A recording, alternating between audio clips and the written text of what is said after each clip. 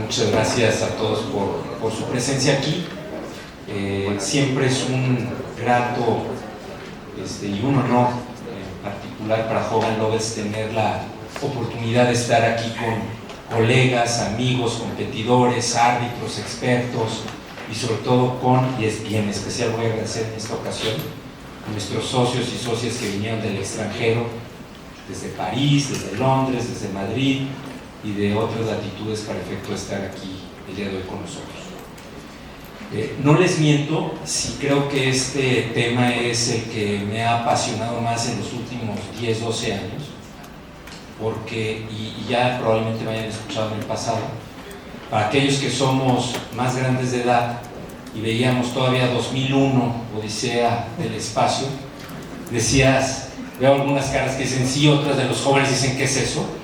Pero de verdad, cuando Arthur Clarke tenía esa frase que decía que toda inteligencia artificial suficientemente avanzada no se puede distinguir de la magia, la verdad es que es exactamente lo que siento en cada ocasión y todos los días que me presentan nuestros jóvenes equipos, las herramientas que podemos utilizar en la actualidad, dejen para los arbitrajes de construcción, para el arbitraje en general y para el ejercicio del derecho. Entonces, a mí me place mucho iniciar esta mesa, la cual se titula El futuro nos alcanzó, en remembranza a aquella película setentera, ochentera, que efectivamente ya nos alcanzó y creo que nos empieza a rebasar. Entonces, con ello, pues comenzamos. Déjenme decirles quiénes están a mi lado. Ellos me mandaron una reseña, yo los conozco desde hace varios años y me encantaría decirles algunas cuestiones adicionales de quiénes son. Primero a mi izquierda, Fernanda Serrat. Fernanda es asociada en el área de arbitraje de litigio con nosotros en Hogan Lovells México, con experiencia en solución de disputas en materia de construcción, energía, tecnología y otras. Previo a ser parte de nuestro equipo, ella trabajó en la Suprema Corte de Justicia de la Nación y eso le ha permitido tener esta visión integral de estar en la judicatura y también estar en el advocacy de los asuntos. Sobra decir que además Fernanda, junto con otros jóvenes, hombres y mujeres talentosísimos de nuestro equipo, es los que nos mantienen vigentes y vivientes en este ejercicio de la profesión. Muchas gracias, Fer, por estar con nosotros. Nicolás, gracias por venir desde Colombia. Tú eres un predicador asiduo en la resolución electrónica de conflictos. Yo creo que yo te diría que eres de esos evangelizadores que nos están ayudando a entender mejor cómo podemos aprovechar los instrumentos. Tú eres egresado en las maestrías de Derecho Internacional y Globalización de las universidades de Nueva York y de Singapur. Profesor, conferencista y consultor en ODRs, Online Dispute Resolutions, Legal Tech, arbitraje, negocios internacionales e inversión internacional. Ha sido árbitro, amigable componedor, conciliador y secretario en 6 centros de arbitraje y conciliación. Un placer y un honor que estés con nosotros, Nicolás. Y Eric, nuestro Eric también. Él es socio de Clavel Abogados, que es un despacho dedicado a litigio y arbitraje. Es fundador, y esto está súper interesante, Eric, es fundador y director de la empresa Lockheed, donde desarrollan software para transformar la práctica del derecho. Yo estoy seguro, Eric, que algún día vamos a hablar de Eric Clavel en, no sé, 10, 15, 20 años y vamos a decir, yo conocí a Eric cuando empezó todo esto y tenía esos enormes sueños que se han convertido en realidad. Es profesor del TEC de Monterrey en varias materias, títulos y operación de crédito, sociedades mercantiles, etc., ¿no? Entonces, pues bueno, la verdad es que tenemos un panel que nos encanta, de lujo. Voy a tratar de aprovechar el tiempo a la usanza de Gonzalo, que el tiempo nos empieza, vamos a aprovecharlo lo más posible. Me siento como en cancha de básquetbol, que estoy viendo que tengo mis 25 segundos para tirar la canasta. Pues venga, ¿por qué no empezamos contigo, Eric? ¿Por qué no nos cuentas un poquito sobre las tecnologías que están transformando la industria de la construcción? Si nos podrías dar algunos ejemplos de ellas y en particular si pudieras recargar un poquito tus comentarios en inteligencia artificial, en impresoras de tercera dimensión, drones, y no sé si algunos comentarios de ChatGPT o los dejamos un poquito más para ti. Con gusto, mi querido Omar. Primero que nada, obviamente, agradecerles a todos ustedes por la invitación, a Hogan, que es mi casa, que los quiero, saben que muchísimo. Felicitarlos obviamente por la organización y la convocatoria. Es un verdadero placer estar aquí, obviamente, con ustedes también en el panel. Y también gracias por la generosa introducción, espero que se hagan realidad esos sueños. Es un tema que también me apasiona muchísimo, y cuando empezamos a planear este panel y empezamos a ver qué es lo que estaba transformando la industria de la construcción, me puse a reflexionar y dije, es que no es que hablemos solamente de la industria de la construcción, hay que elevarnos a 10.000 o 30.000 pies de altura y ver que hay una cosa que está transformando nuestras vidas, cualquier industria, y es la tecnología. Entonces, sobre esa premisa, dije, ¿cuáles son las tecnologías específicas que están tocando la industria de la construcción y cómo están cambiando los modelos antiguos a una nueva era de construcción y cómo nos están empujando a nosotros como abogados para entenderlo? ¿No? Entonces, justamente las tecnologías que apunto son las que creo que están modelando esta nueva era de la construcción, y después vamos a hablar cómo está modelando la era de la construcción. Entonces, para hacer hincapié en el tema de la inteligencia artificial, les diría que está cambiando en la etapa de la gestión, el manejo, planeación y el manejo de los proyectos, y también en la etapa de la construcción de los proyectos. Entonces voy a tocar esos dos temas y lo voy a juntar con estas otras tecnologías, porque la inteligencia artificial es como este paño que envuelve ahora a todas las demás tecnologías. Gestión, planeación y administración de proyectos. Todos aquí seguramente han estado familiarizados, o los que llevaron trajes de construcción, con estos softwares de Primavera, Microsoft Project, Revit, cosas así. Ya los conocemos, son old news. Pero lo que viene es que todos estos vienen con una súper nueva revolución, en el que antes nosotros hacíamos el input manual al Primavera y nosotros hacíamos las extracciones de los reportes y veíamos cómo nos modelaba la ruta crítica y veíamos cómo nos decían los gastos, los tiempos, los impactos, las holguras de las marcas, y todo es un input manual. Pero ahora, con esta tecnología de inteligencia artificial generativa, que es esta que hemos utilizado en ChatGPT, Midjourney para imágenes, etcétera, está invirtiendo los roles.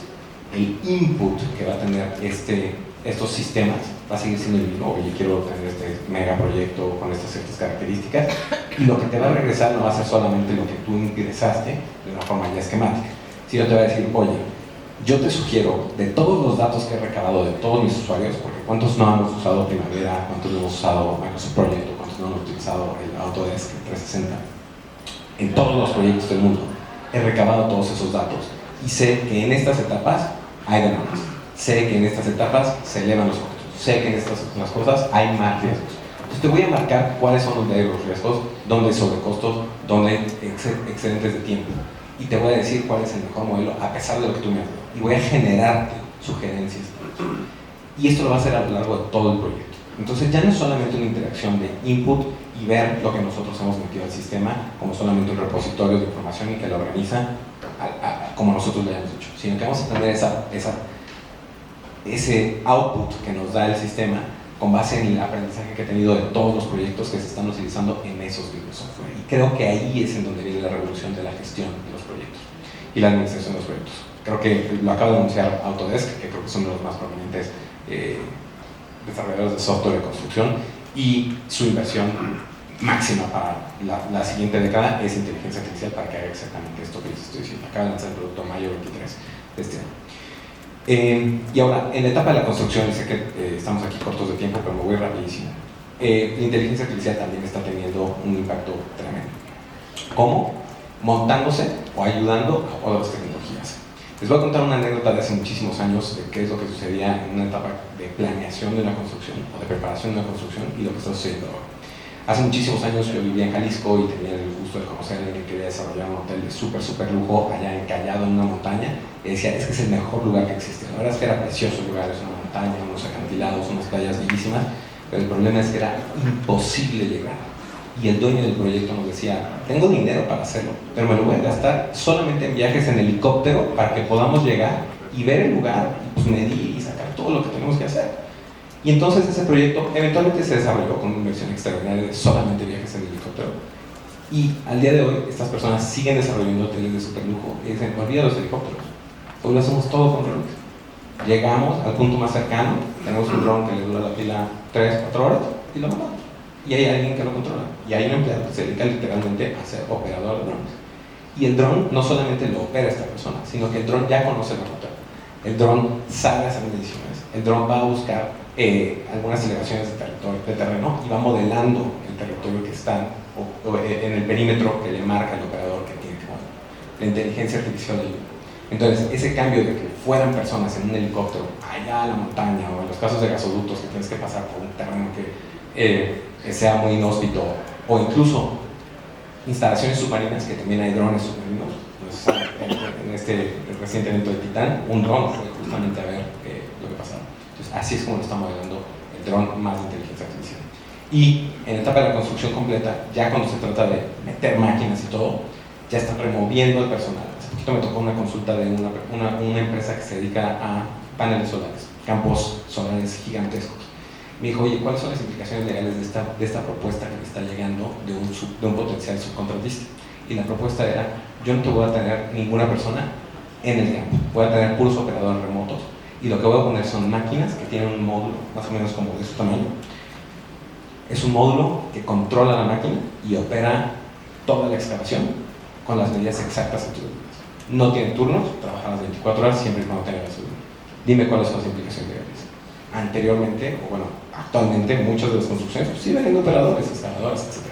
Ahorita ya lo está cambiando. Y todo ese modelo está con base en inteligencia artificial que controla esas máquinas. Así es como lo está haciendo. Muchas gracias, Eric, muy ilustrativo.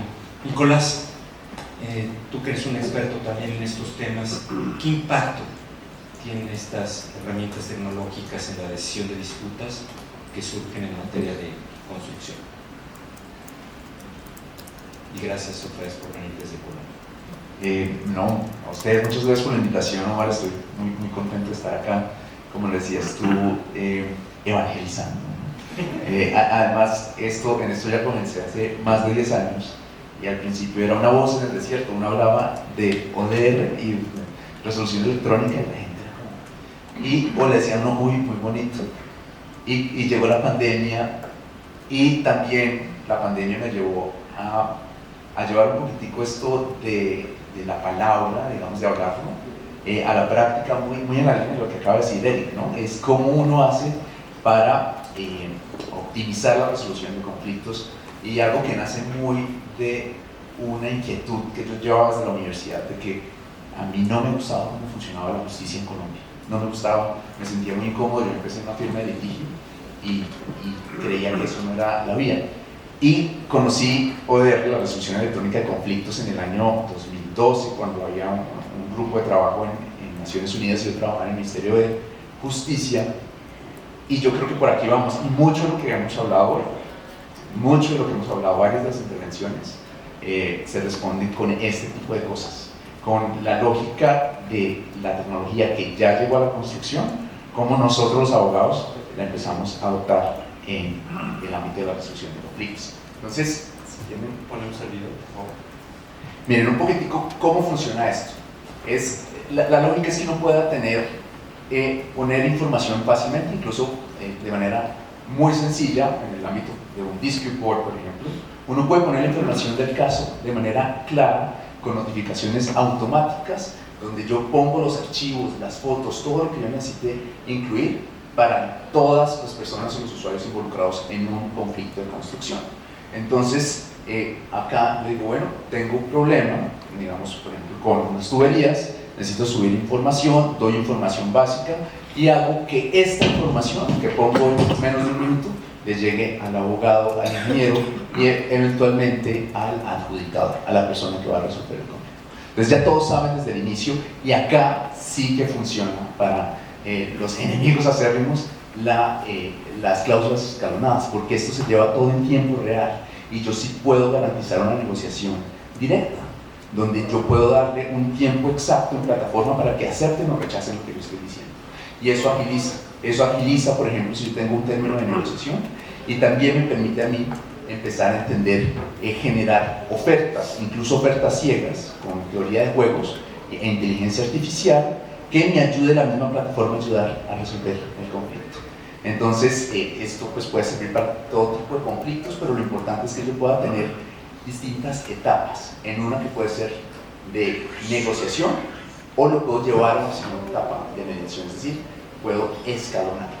¿Y esto qué me sirve? Me estoy comunicando con mis contrapartes, me estoy comunicando con las personas involucradas, el mediador interviene en este tipo de casos, o el adjudicador en el caso de un dispute board. Podemos generar una interacción que se va en tiempo real, y además puedo generar actividades que estén relacionadas no ya con la construcción misma, sino con la resolución. Fíjense todas las actividades que yo las puedo poner en orden y puedo tener una trazabilidad. Entonces, poder trazar cuáles son los conflictos y cómo se han solucionado, cómo se han negociado, quiénes han intervenido, es clave no solo para la adjudicación, sino, lo decía Cecilia de manera muy clara, para la prevención.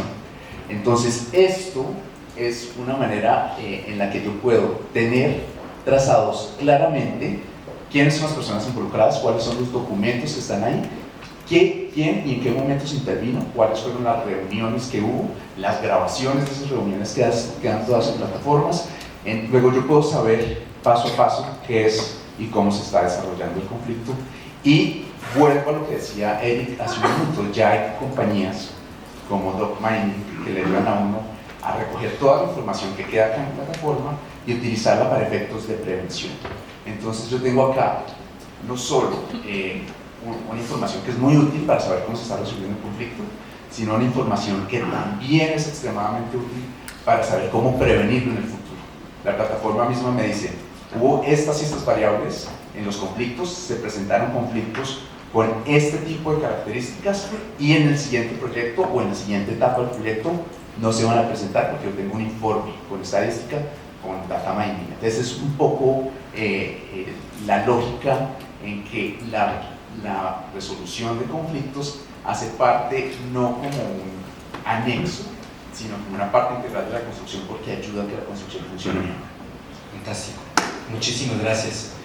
Nos vamos a ir un poquito más rápido, Fer, y en estos temas específicos de prevención y solución de disputas en construcción, cuéntanos un poquito sobre la tecnología que es útil para la prevención de disputas, y no sé si pudieras hablarnos un poco sobre estos softwares de planificación eficiente y de análisis predictivo.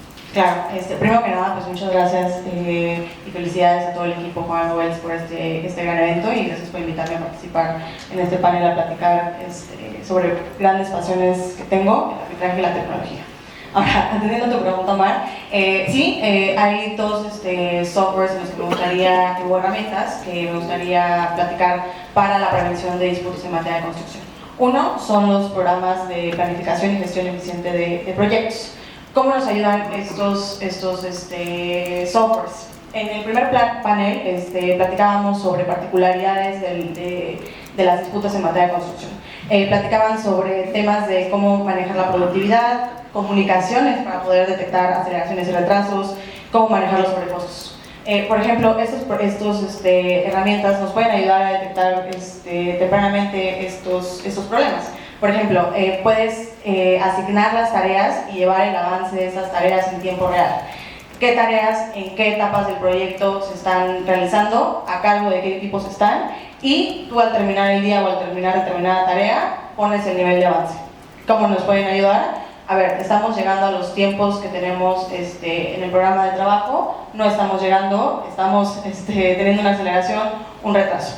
También hay comunicaciones en tiempo real en las que las partes pues intercambian obviamente las comunicaciones, y no tienes que esperarte a pues mandársela por correo, ya sea electrónico, que no lo lean, o antes, ¿no? que se hacían por correo oficial, ya son de forma electrónica y están inmediatamente disponibles a la otra parte cuando la subes, porque todo esto funciona en un sistema en la nube.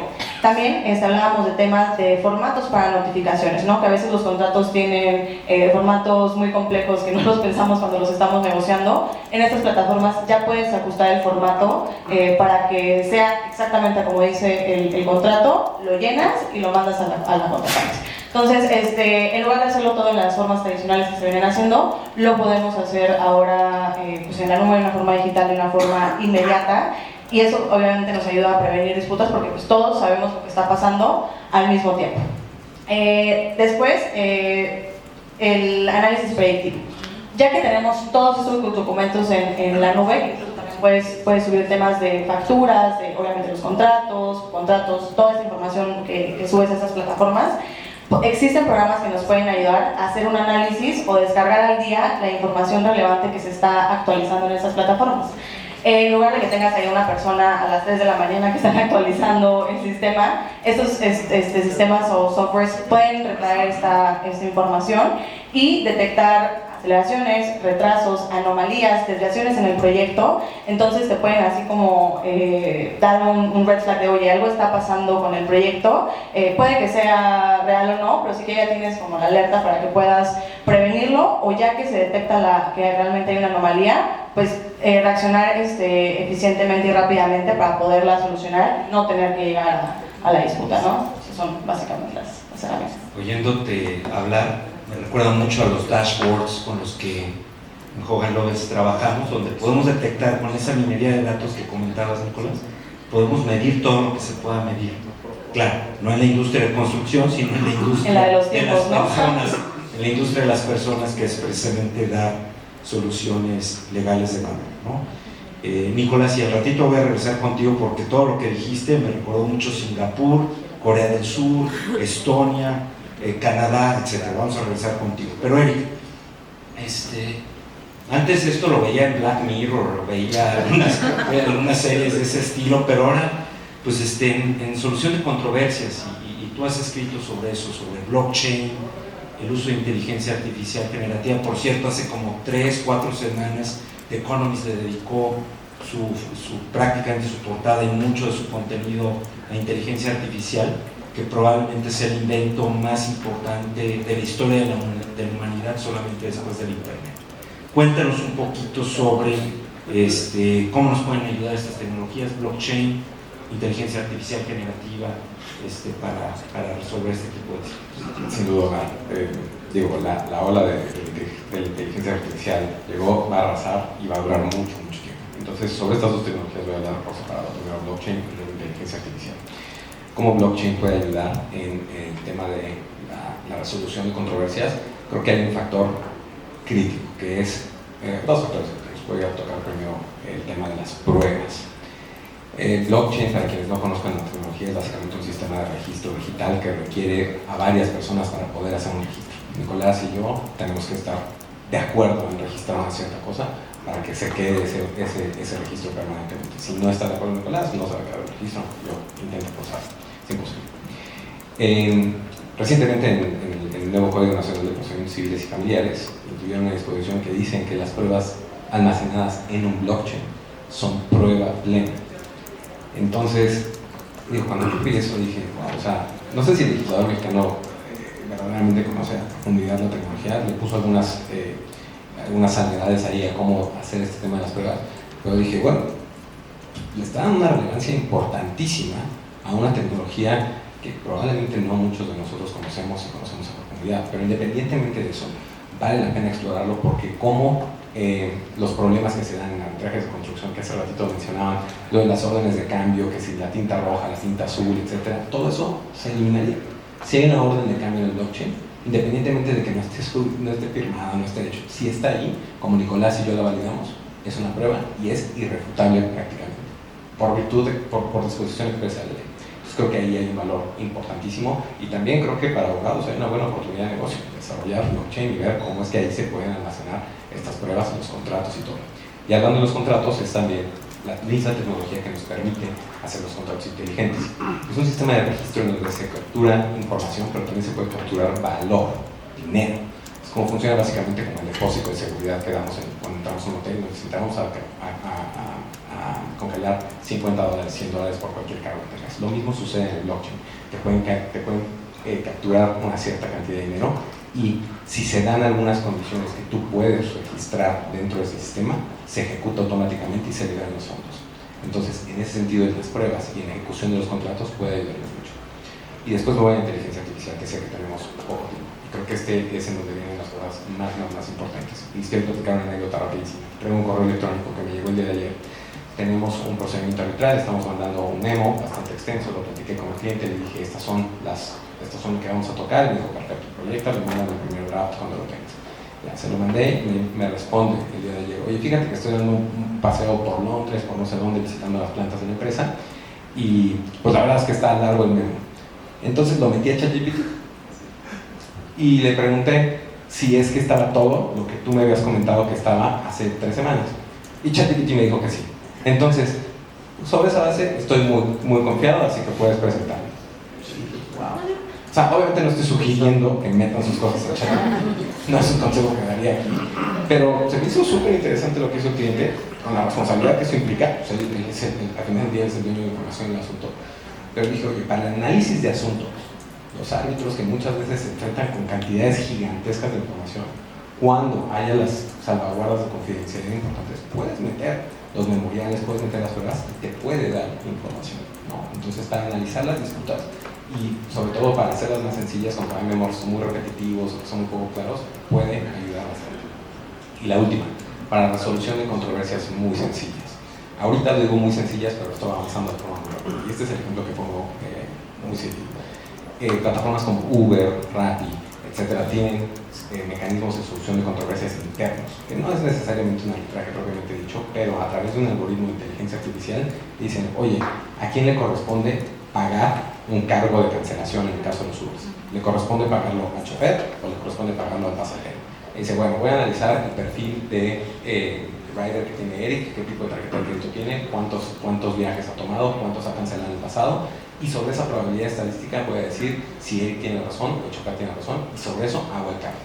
Entonces están resolviendo controversias de forma muy rápida, a costos muy bajos y con relativa certeza, o sea, no certeza, sino con precisión, porque tienen buenos modelos para hacer buenas resoluciones. Eso es ahorita, son completamente lineales, pero creo que en el futuro vamos a poder ver un poco más cómo va progresando esto en cuestiones que también suelen ser binarias, pero no tienen implicaciones más grandes, por ejemplo, seguros de vida, pagarés, etcétera, etcétera. Ahí van a empezar a surgir estas disputas que se introduzca la inteligencia artificial, la resuelva, y ya sea que la resuelva automáticamente o descanses fuertemente en ella para tener una sugerencia de solución o las alternativas de solución o posibilidades de análisis del asunto. No, fantástico. Y eso me lleva contigo, Nicolás, porque precisamente con los temas que toca Eric de ODRs, y les recomiendo ahí una serie de libros interesantísimos de cómo los algoritmos nos están cambiando la vida. Ustedes, cada uno tiene ejemplos tremendos, pero por ejemplo estaba leyendo de Amazon, que está probablemente descartando una herramienta algorítmica en la cual antes comprabas shopping, then shipping, ¿no? Y eso es súper lógico, pero está todavía en el análisis, probablemente descartándolo, de una herramienta donde decía, voy a invertir el modelo de venta, que va a ser shipping, then shopping. Es decir, el algoritmo te revisa todo lo que has venido comprando. Pienso en un Luis Enrique que compra libros, Amazon le dice, oye, te voy a mandar 25 libros sobre el tema, y Luis Enrique va a decir, oye, pues yo no los pedí, pero ahora que los recibo, me voy a quedar con 10 de ellos. Y entonces calcula que el gasto que implica la devolución del producto se compensa perfectamente con la compra de productos que probablemente ni siquiera tenías en la mente que los ibas a comprar. Entonces todos estos temas de algoritmos nos llevan a muchísimas veces disputas que se pueden generar, entre otras cosas, por temas de esta índole e inclusive de construcción. Y ahí, Nicolás, ODRs, Online Dispute Resolutions, cuéntanos pros, cons rápidamente, cómo podían funcionar en los temas de construcción. Pros todos. Mentiras. Yo soy un gran tecnoentusiasta, llevo defendiendo ODR más de 10 años, pero reconozco que como toda creación humana tiene limitaciones y tiene dificultades, digamos, más allá del ahorro en tiempo, en costos, en lo que uno logra en eficiencia, lo que uno logra en certeza, como lo estábamos viendo hace un momento, lo que uno logra en organización, eso, digamos, y creo que para nosotros es muy evidente. Yo creo que todos lo experimentamos cuando empezamos a ver que era posible hacer una audiencia por Zoom, cosa que pues, muchos abogados teníamos esa resistencia, o la posibilidad de hacer notificaciones por correo electrónico que eran impensables hace unos 10 o unos 15 años, que eran contrarios a la ley. De hecho, hay una anécdota curiosa de Richard Susskind que decía que era en contra del código de ética inglés que un abogado se comunicara con su cliente por correo electrónico. Entonces, ese tipo de lógicas han cambiado. ODR, se los aseguro, es el presente, el futuro de toda la resolución de conflictos. Las plataformas de ODR son las que ustedes van a estar trabajando de aquí a muy poco. Pero por supuesto, no todo es color de rosa y no todo se ha terminado de inventar. Yo mencionaría tres de los retos o de las dificultades que tienen los OR, sobre todo los vinculados con inteligencia artificial, como los que acaba de describir Eric. El primero es cómo entrenamos ese algoritmo. Entonces nosotros necesitamos una masa crítica de información y nuestro colega antes había hecho la pregunta, ¿yo cómo sé cuándo es la inteligencia artificial, cuándo es un humano? Esa es una pregunta muy válida y es una pregunta que persiste el día de hoy. Susskind, precisamente, que si les gustan esos temas, lean a Richard Susskind, dice que no es tanto quién lo hace, sino el resultado, lo que uno ve al final como producto de la toma de decisión. Si el resultado es mejor el que produce el modelo algorítmico o la justicia algorítmica que está describiendo Eric para Uber, es mejor que lo resuelva el algoritmo a que lo resuelva un ser humano. Así el ser humano cueste menos. Eso es lo que sostiene él. Entonces no es tanto la pregunta, no es tanto saber si lo saca un algoritmo o lo saca una persona, sino cuál es el resultado. Y hay veces donde ese resultado de inteligencia artificial puede ser erróneo. Y ya hay casos en los Estados Unidos donde de hecho toma decisiones injustas y decisiones discriminatorias. Entonces, primero es cómo estamos entrenando y cuál es la información de base. El resultado es tan bueno como la información, que es el de alimenta.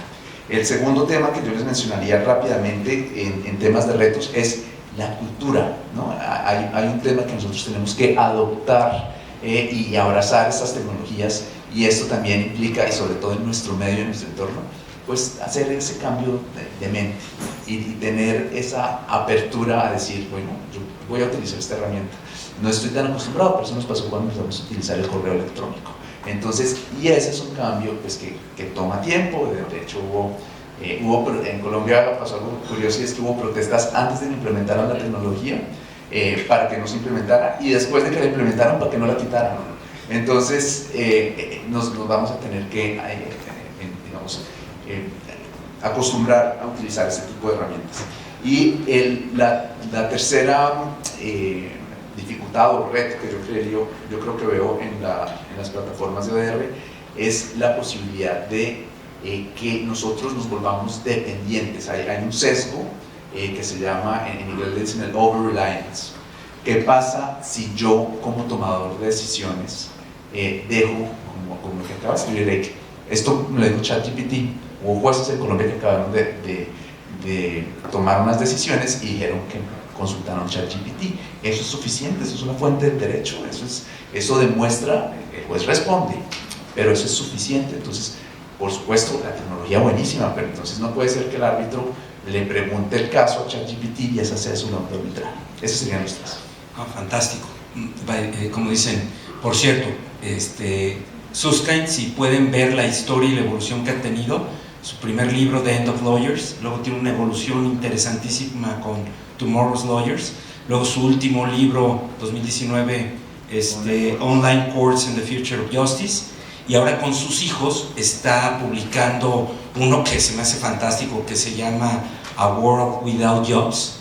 Y bueno, está este régimen de los tecnooptimistas y tecnopesimistas, pero lo que no podemos hacer es ignorarlo, ¿no? Podrás estar de acuerdo o no estar de acuerdo. Y aquí me voy a ir muy a la Gonzalo Ardila, porque veo aquí la tensión que me produce saber la obsolescencia que podemos tener como abogados si no estamos en tecnología, solamente superada por el reloj que tengo enfrente, que me tiene más tenso que nunca. Pero bueno, vamos contigo, Eric, muy rápido. Evidencia. Para temas de construcción, ya nos adelantaste un poquito ahí con drones, nos adelantaste un poquito con impresiones en tercera dimensión, etcétera, pero yo tengo aquí unas notas de ¿por qué no abundamos un poquito en inteligencia artificial y realidad virtual? Claro, y voy a construir sobre lo que se dijo en las mesas pasadas y particularmente en estos temas de los peritajes. Creo que ahí es donde la inteligencia artificial nos puede ayudar muchísimo. Hablaban en la primera y la segunda mesa sobre las imprecisiones que existen en los modelos del Measure Mile, que es muy difícil medir las pérdidas de productividad, si te impacta, si no te impacta, etcétera, etcétera. Eso lo decimos ahorita porque los análisis que hacemos son verdaderamente sobre un set de datos que corresponde a un solo proyecto. Pero si tú comparas todas esas pruebas con todo el set de datos que hay dentro de estos softwares que ya tienen Primavera, Autodesk, etcétera, que están captando los datos, y preparas esos análisis con base en toda esa inteligencia colectiva reunida, te puede dar análisis mucho más precisos. No quiero decir que van a ser absolutamente precisos, calcular exactamente cuál fue la pérdida de productividad o cuál hubiera sido el resultado si no hubiera pasado X cosa, pero ampliar el set de datos y el poder de procesamiento que tienes tú como analista o como perito respecto al que tiene una computadora con ese mismo set de datos es impresionante. Les doy un ejemplo muy rápido.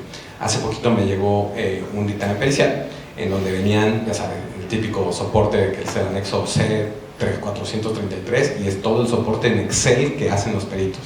Dios mío, era una pesadilla. 500 tabs. Y yo decía, es que los números no cuadran, ¿no? A mí me decían, los números no cuadran. Yo los veía y decía, es que no cuadran.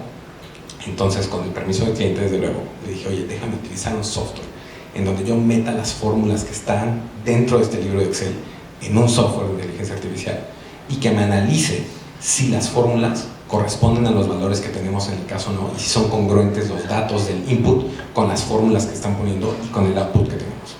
Me dijo, pues la verdad es que creo que no sé si dijo, esto es un experimento más que algo que nos va a dar una ventaja competitiva, pero dijo, pues adelante, yo confío en ti. Total, lo metimos y el software nos ayudó a detectar que había datos o que las fórmulas, ya saben, estas fórmulas gigantescas que dicen if más menos A2, 24, 27, value, no sé qué, todas esas estaban sesgadas para que mostraran que nosotros no habíamos entregado las cosas a tiempo y que por lo tanto se habían generado intereses moratorios, etcétera, etcétera. Y así se incluyen los números. Entonces, validar ese tipo de información es importante, es vital. ¿Y cuántos de nosotros podemos hacer en un arbitraje ahorita, como lo tenemos, que son 45 días para presentar tu memo y que tienes que redactar el memo, revisar las pruebas, coordinarte con los peritos, etcétera, etcétera? Si lo tuviéramos que hacer a mano, sería muy costoso y también sería muy impreciso. El software lo hizo en 3 minutos.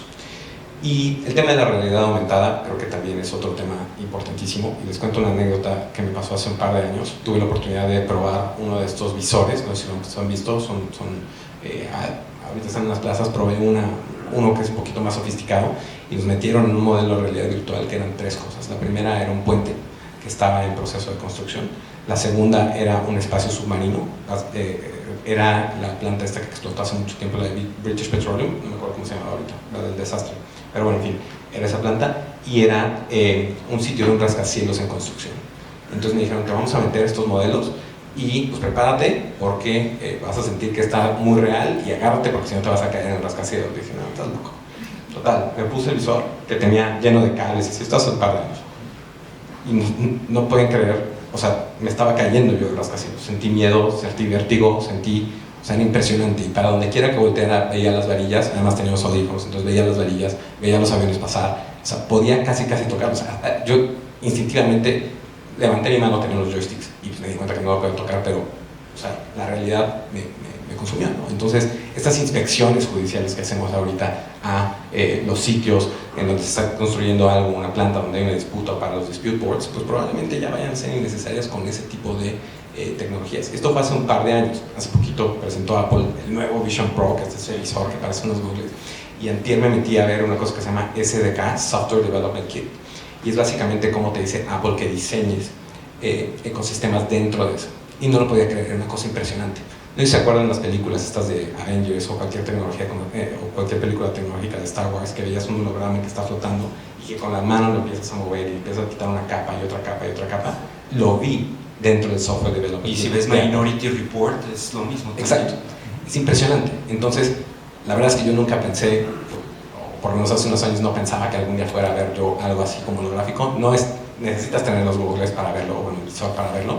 En las películas sin ningún tipo de dispositivo, pero ya tenerlo ahí se me hizo impresionante y les confieso, me dio muchísima emoción. Dije, no puede ser que esto me vaya a tocar verlo. Y yo creo que en cierta forma el turismo arbitral se va a ir acabando. O sea, no quiero ser ave de mal agüero, ¿no? Pero el turismo arbitral se va a ir acabando porque con estos instrumentos vas a ya no necesitas, o sea, ya no es imperativo que tengas que ir físicamente como árbitro a ver una obra de construcción.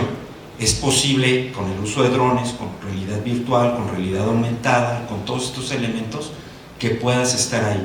Como experiencia, si alguna vez están en Israel, en Tel Aviv, vayan al Museo de la Innovación y de la Paz de Shimon Peres. Lo que se presenta ahí no das crédito. y eso ya está en la actualidad y eventualmente creo que va a servir para todo tipo de disputas, pero especialmente en construcción. Fer, y ahí, a ver, háblanos un poquito, inspección virtual, regresión de eventos, audiencias, ¿cómo nos puede facilitar en general el metaverso? Que creo que tuvo un slowdown ahorita, pero yo creo que va a tener otra vez su fuerza en el futuro muy cercano. Claro, pues bueno, el metaverso es algo que viene justo con un boom muy grande. Medio tuvo un slowdown de hace meses que estaba de no, viene el metaverso, Meta, Facebook, todo. Pero, a ver, primero tenemos que entender qué es el metaverso, ¿no? El metaverso es un espacio virtual en el que puedes tener una experiencia inmersiva en un entorno tridimensional. ¿Qué es un entorno tridimensional? Básicamente se compone de 3 líneas. Imaginemos que hay una línea de lado a lado del auditorio, yo me puedo mover hacia los lados. Hay otra de atrás hacia adelante, me puedo mover ya no solo de un lado al otro, sino también de arriba para abajo.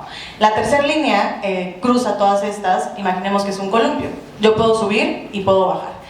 No sé si han metido a Google Maps y si te pones como en la parte de Street View, en el que te puedes ir así como para los lados de las calles, puedes voltear a ver así los edificios, también ahí abajo la coladera, más o menos ese es un espacio tridimensional.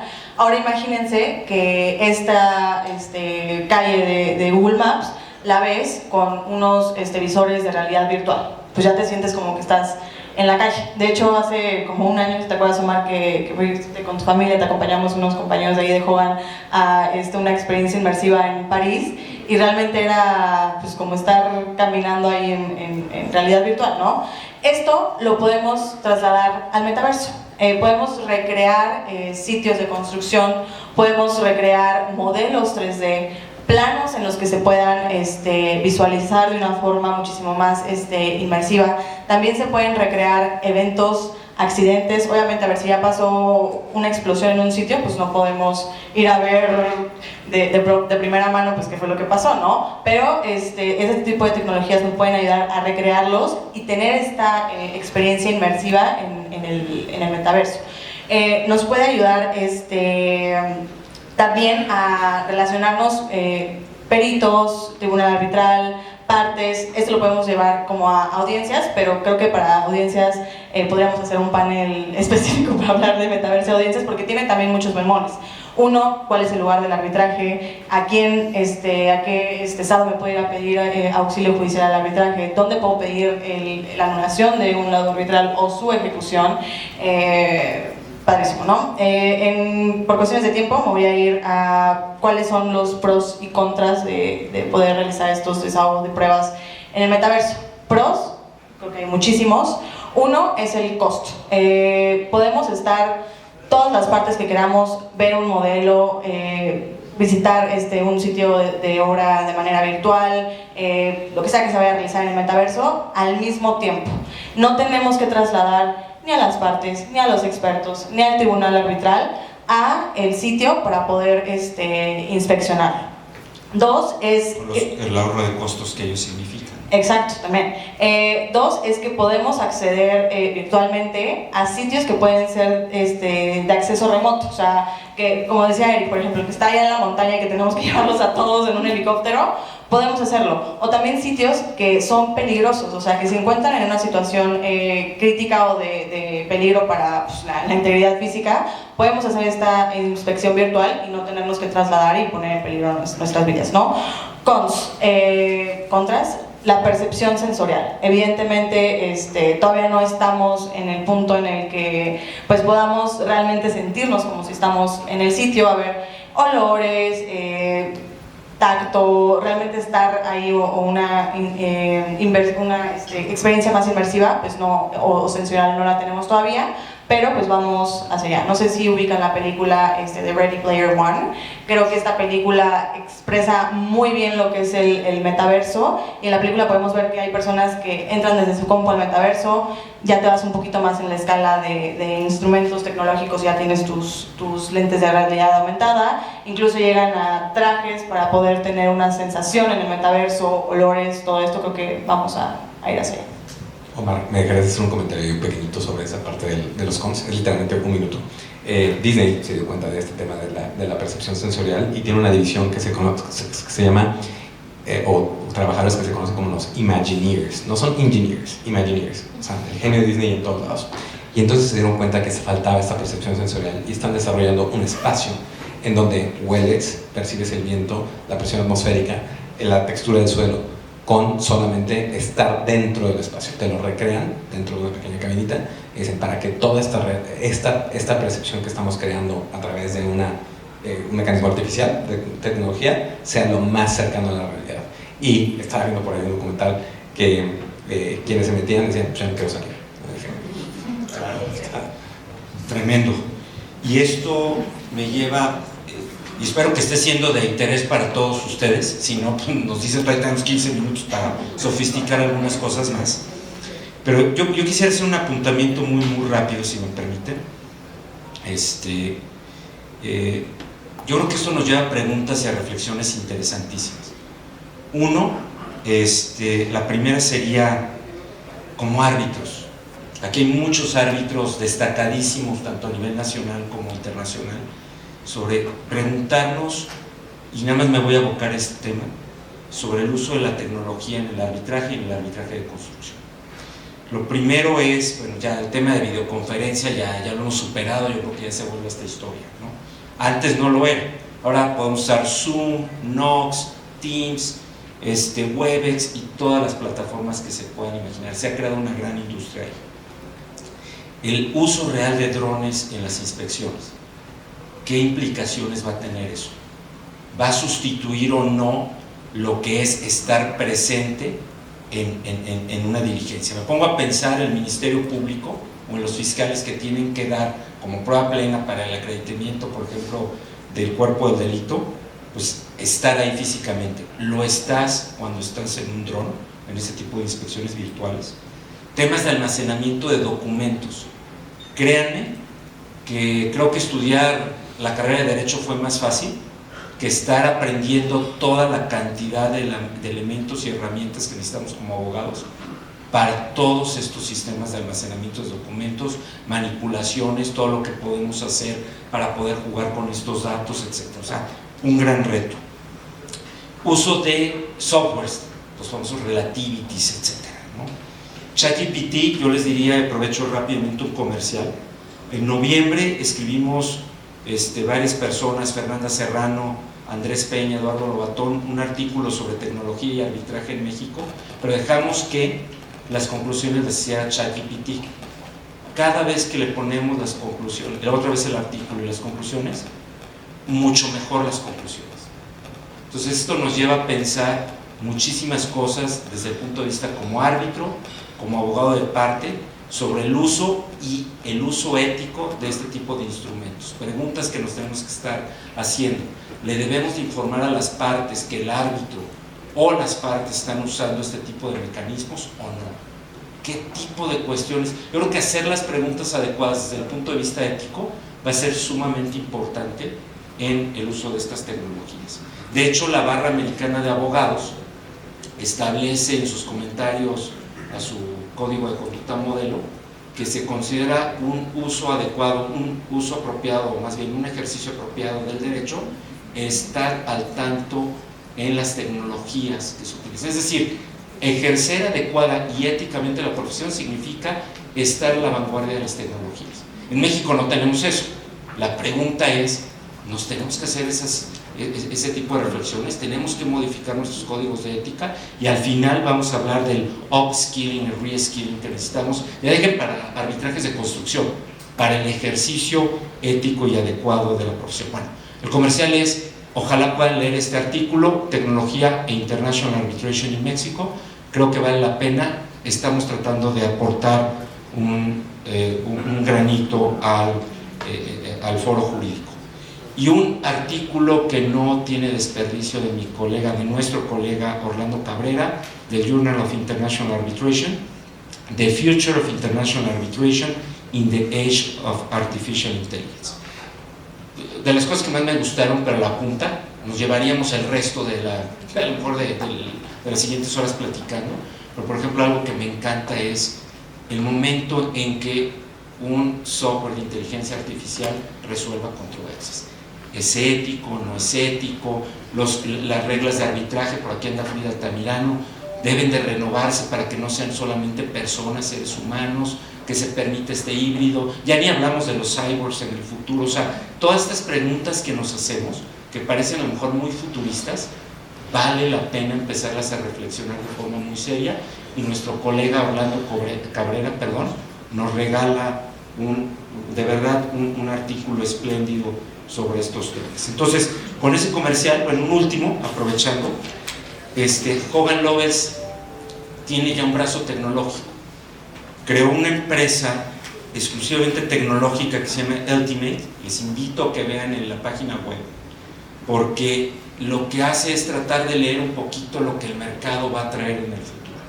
¿Y qué trae? Bueno, pues en muchas jurisdicciones el e-discovery, a lo mejor en México y en Latinoamérica no lo tenemos, pero todo lo que es el reporting, el risk assessment, el project management, cómo tratar los mass litigation, las apps para todo, para down rates, para investigaciones anticorrupción, etc. O sea, les invito, déjenlo por el comercial, les invito a que vean la cantidad de productos que se están dando en el mercado.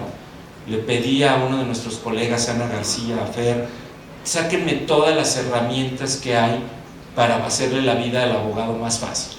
Presentaciones que te pueden hacer en 3 minutos. O sea, la cantidad de herramientas que están ahí, lo único que yo les puedo decir es wow. O sea, o nos renovamos o nos morimos. Con eso, pues le doy la parte final a nuestro panel, y empezaría con ustedes. 8 minutos 45 segundos. Eric, Eric o Fer primero. ¿Qué retos el uso de las tecnologías en construcción? Cuéntanos. Pues mira, retos e implicaciones.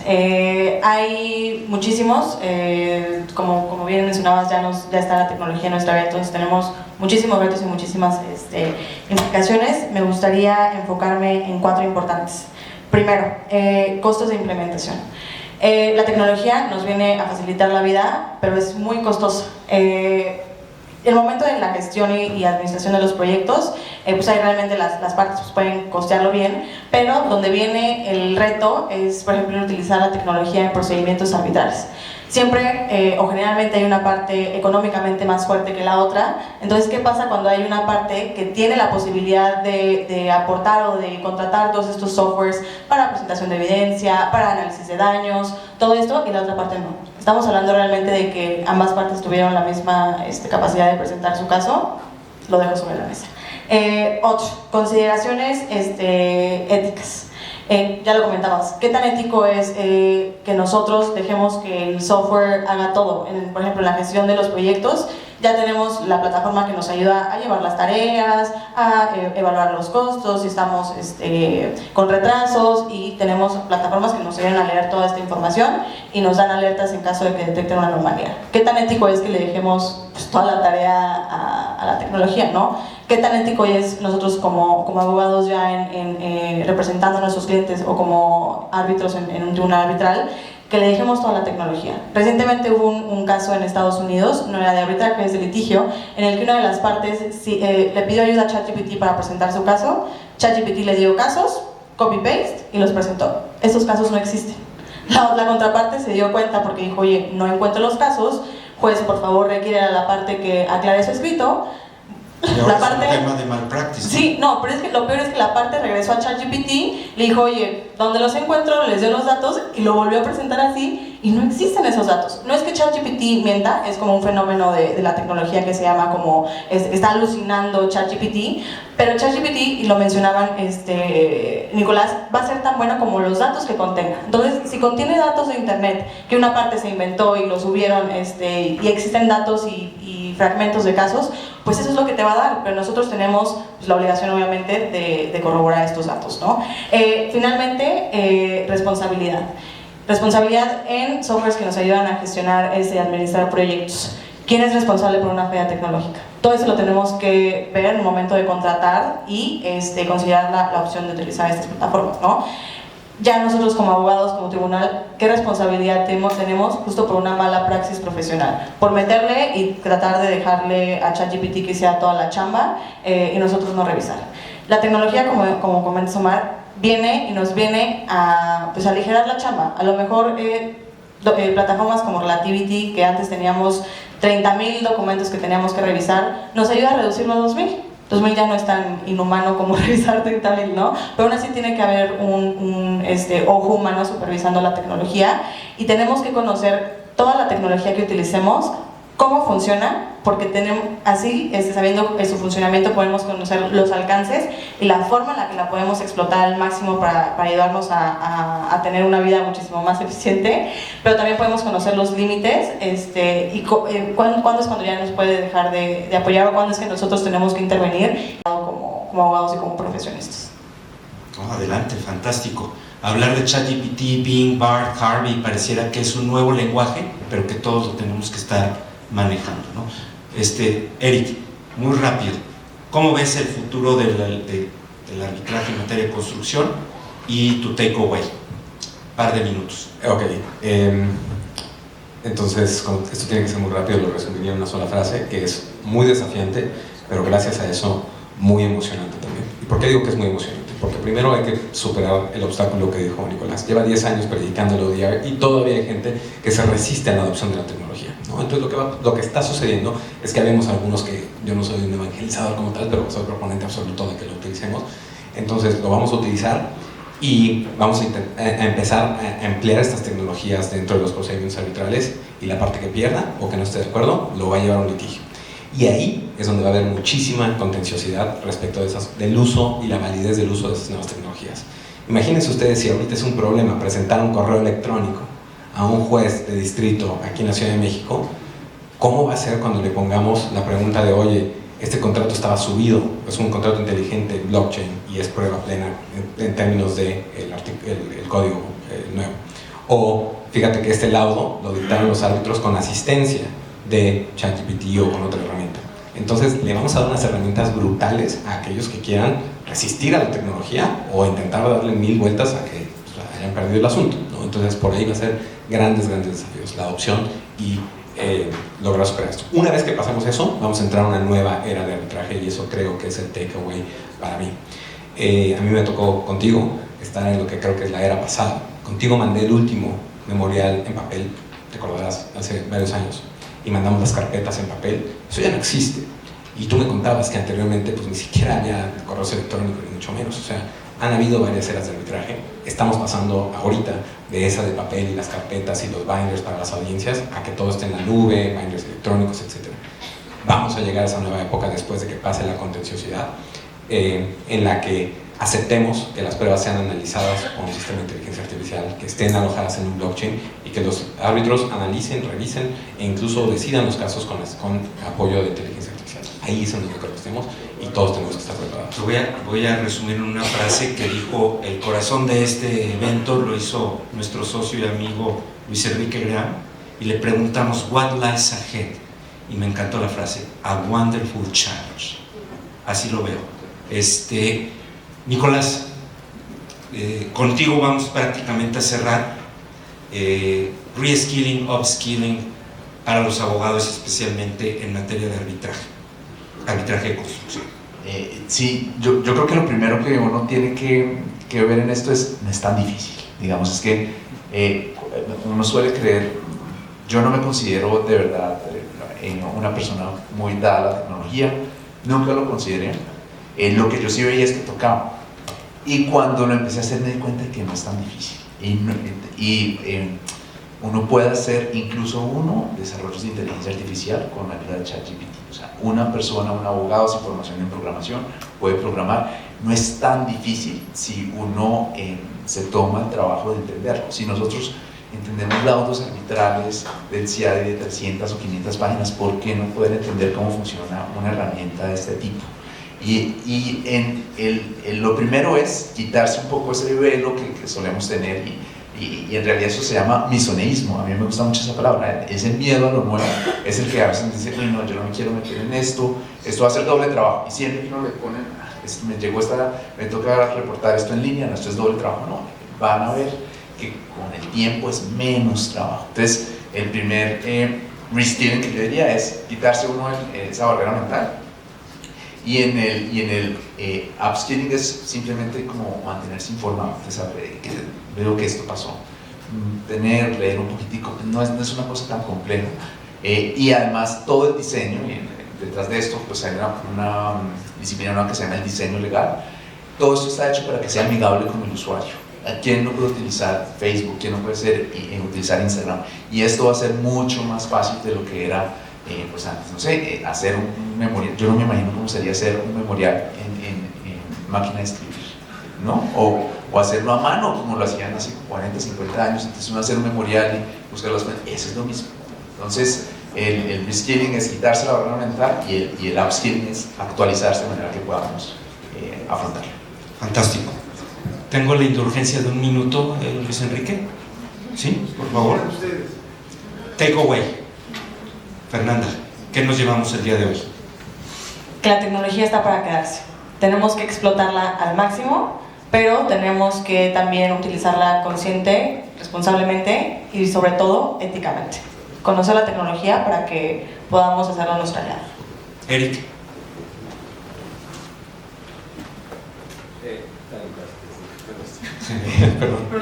Yo diría que la resolución a través de plataformas es la manera en la que se va a llevar la otra.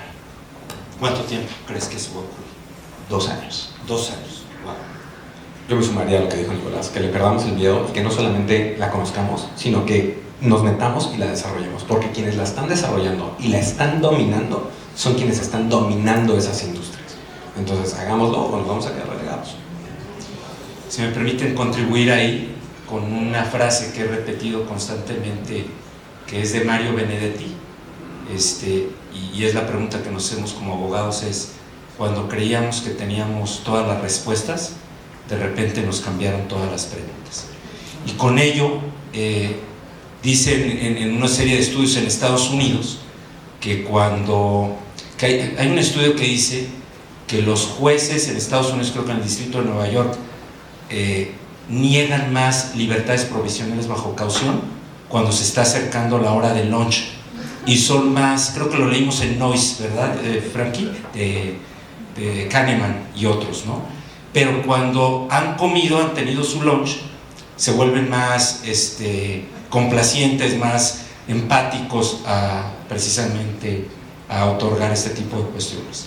Con ello, quisiera que no nos vayan a negar la libertad condicional a ustedes, porque ya viene la hora del lunch, seguramente en un ratito más, y solamente les pediría un tremendo aplauso para nuestros expositores que de verdad trataron de transmitir con muchas ganas